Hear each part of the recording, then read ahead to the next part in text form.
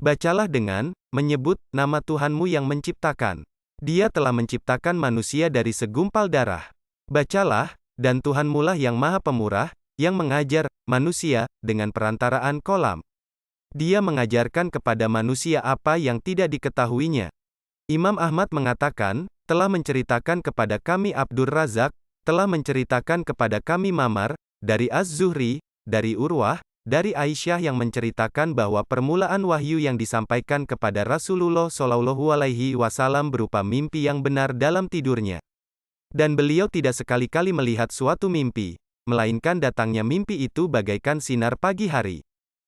Kemudian dijadikan baginya suka menyendiri, dan beliau sering datang ke Gua Hira, lalu melakukan ibadah di dalamnya selama beberapa malam yang berbilang dan untuk itu beliau membawa perbekalan secukupnya. Kemudian beliau pulang ke rumah Khadijah, istrinya, dan mengambil bekal lagi untuk melakukan hal yang sama. Pada suatu hari ia dikejutkan dengan datangnya wahyu saat berada di Gua Hira. Malaikat pembawa wahyu masuk ke dalam gua menemuinya, lalu berkata, "Bacalah." Rasulullah Shallallahu Alaihi Wasallam melanjutkan kisahnya, bahwa ia menjawabnya, "Aku bukanlah orang yang pandai membaca." Maka malaikat itu memegangku dan mendekapku sehingga aku benar-benar kepayahan olehnya. Setelah itu ia melepaskan diriku dan berkata lagi, "Bacalah." Nabi Shallallahu Alaihi Wasallam menjawab, "Aku bukanlah orang yang pandai membaca." Malaikat itu kembali mendekapku untuk kedua kalinya hingga benar-benar aku kepayahan, lalu melepaskan aku dan berkata, "Bacalah."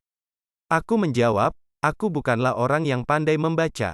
Malaikat itu kembali mendekapku untuk ketiga kalinya hingga aku benar-benar kepayahan, lalu dia melepaskan aku dan berkata, "Bacalah dengan menyebut nama Tuhanmu yang menciptakan." Al-Alaq 1, sampai dengan firman-Nya, apa yang tidak diketahuinya. Al-Alaq 5.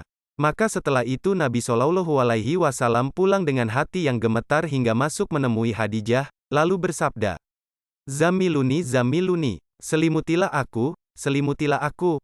Maka mereka menyelimutinya hingga rasa takutnya lenyap. Lalu setelah rasa takutnya lenyap, Khadijah bertanya, "Mengapa engkau?"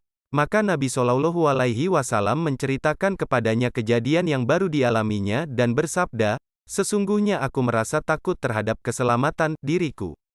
Khadijah berkata, "Tidak demikian, bergembiralah engkau, maka demi Allah, Dia tidak akan mengecewakanmu selama-lamanya. Sesungguhnya engkau adalah orang yang suka bersilaturahmi, benar dalam berbicara, suka menolong orang yang kesusahan, gemar menghormati tamu, dan membantu orang-orang yang tertimpa musibah." Kemudian Khadijah membawanya kepada Warakah ibnu Naufal ibnu Asad ibnu Abdul Uzza ibnu Qusay. Warakah adalah saudara sepupu Khadijah dari pihak ayahnya, dan dia adalah seorang yang telah masuk agama Nasrani di masa jahiliyah dan pandai menulis Arab. Lalu ia menerjemahkan kitab Injil ke dalam bahasa Arab seperti apa yang telah ditakdirkan oleh Allah, dan dia adalah seorang yang telah lanjut usia dan tunanetra. Khadijah bertanya, "Hai anak pamanku, dengarlah apa yang dikatakan oleh anak saudaramu ini." Warakah bertanya, "Hai anak saudaraku, apakah yang telah engkau lihat?" Maka Nabi Shallallahu Alaihi Wasallam menceritakan kepadanya apa yang telah dialami dan dilihatnya. Setelah itu Warakah berkata, "Dialah Namus, malaikat Jibril, yang pernah turun kepada Musa. Aduhai, sekiranya diriku masih muda. Dan aduhai, sekiranya diriku masih hidup di saat kaummu mengusirmu." Rasulullah Shallallahu Alaihi Wasallam memotong pembicaraan, "Apakah benar mereka akan mengusirku?" Warakah menjawab, "Ya, tidak sekali-kali ada seseorang lelaki yang mendatangkan hal seperti apa yang engkau sampaikan, melainkan ia pasti dimusuhi.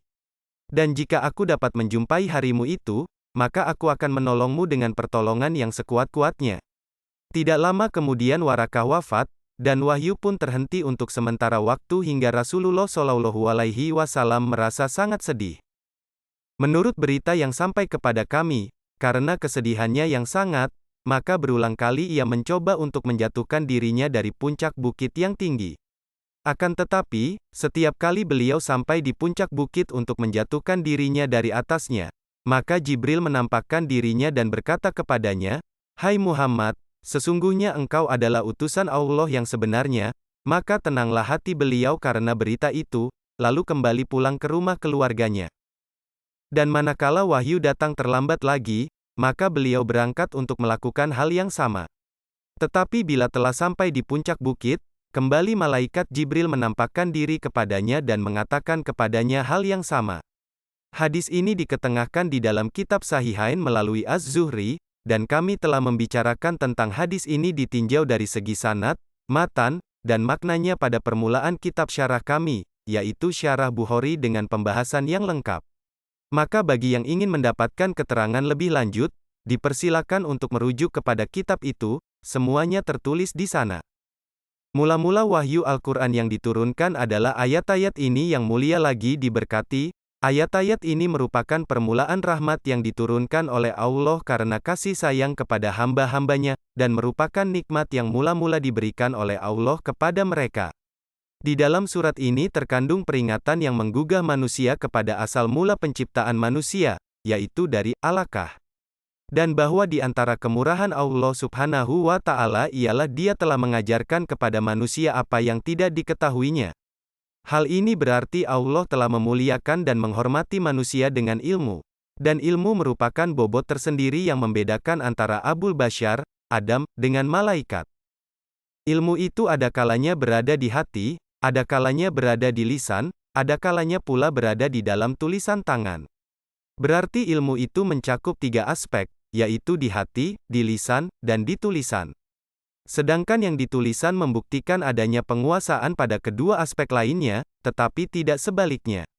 Karena itulah disebutkan dalam firman-Nya, "Bacalah, dan Tuhanmulah yang Maha Pemrah, yang mengajar manusia dengan perantaraan kolam." Dia mengajarkan kepada manusia apa yang tidak diketahuinya. Al-Alaq 3-5. Di dalam sebuah atsar disebutkan, ikatlah ilmu dengan tulisan.